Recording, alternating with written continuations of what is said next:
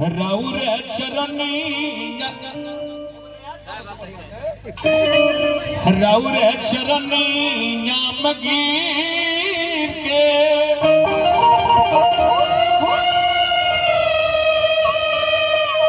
हम तो अयोधी करेगा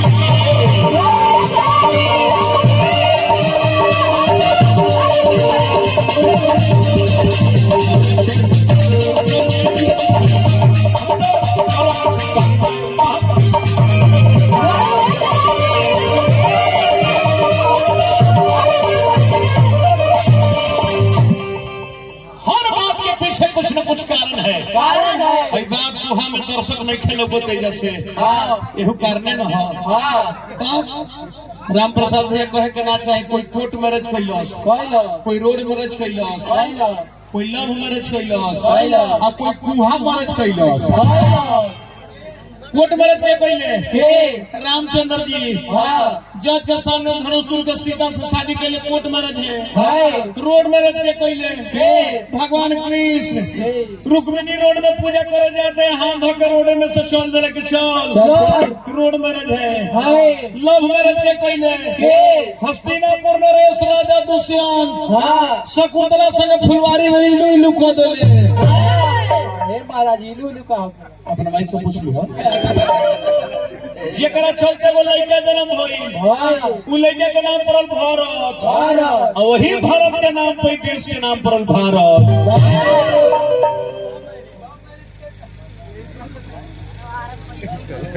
सुदामा यादव महान आत्मा के पुत्र बलराम यादव जी दूसरे में पुरस्कार से भैया के हार्दिक प्रणाम। परिवार पद प्रतिष्ठा बनल है अगना के भाग द्वारा के सुहाग बना रहे कुहा मरद के कैलाश पराशर मुनि मछोदरी संग कुहा बना के इलू इलू को दिले अपने तो माजा मर ले वेद व्यास के जन्म भइल सर्व भोगतना हमनी के भोगत गाड़ी लड़ जाता है घोड़ो तक नहीं खेला ऐसे कहे के बाद हनुमान जी के सिंदूर लगावे जाला का है वही ब्रह्मचारी देवता एक बार सीता मैया सिंदूर लगावत रही हनुमान जी देखत रहे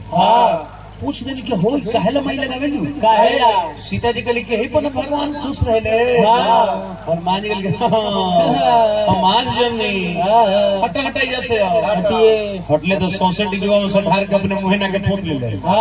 सीता जी कहली आही दादा तू का कहलो हनुमान का कहलो कहले कि माई रे तेरा सबे से हमरा भगवान खुश ले बड़ा हमरे पूर्व पूजा तरुआ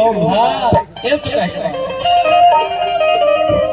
तो देह में लाले सिंदूर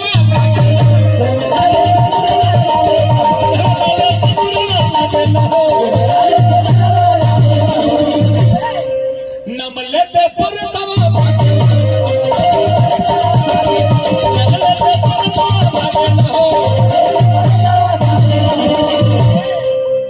महिमा महान बल बुद्धि कथा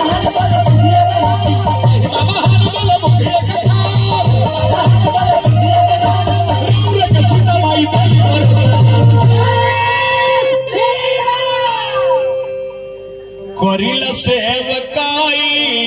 रघुबीर के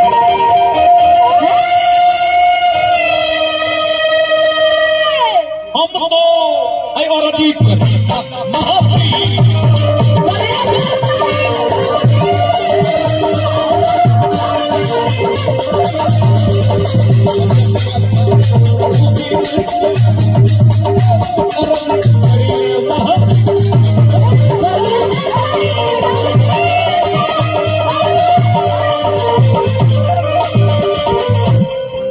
ऐसे अंतिम पद कहे के बाद कि मास्टर मुना सरचना के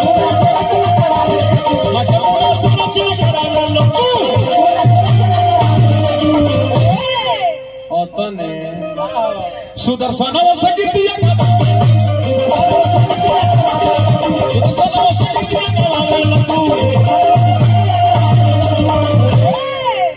महिमा महान बल बुद्धि कथा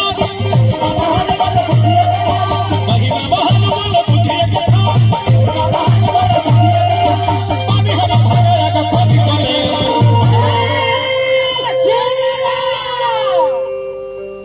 काट दिन हमरो जनधीर के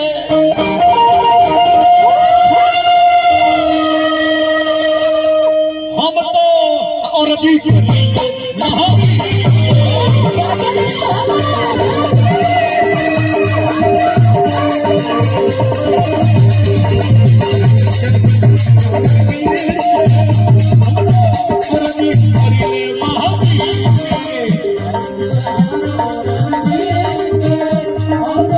वंदना सभा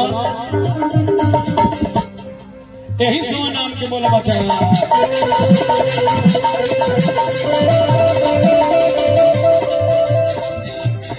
जग में सुंदर है दो नाम, चाहे कृष्ण को हो या राम। राम और कृष्ण में ज्यादा अंतर नहीं है। राम 12 कला अवतारी थे तो कृष्ण 16 कला अवतारी थे। राम पूर्ण अवतार थे, कृष्ण परिपूर्ण अवतार थे। राम जन्म ले दिन में तो कृष्ण जन्म ले रात में। राम जन्म ले चैत के जोरिया में, कृष्ण जन्म ले भाद्र के घरिया में। राम जन्म ले महल में, कृष्ण जन्म ले जेहल में।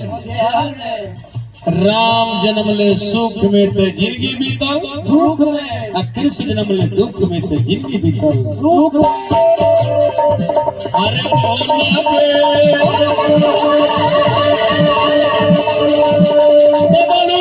पागल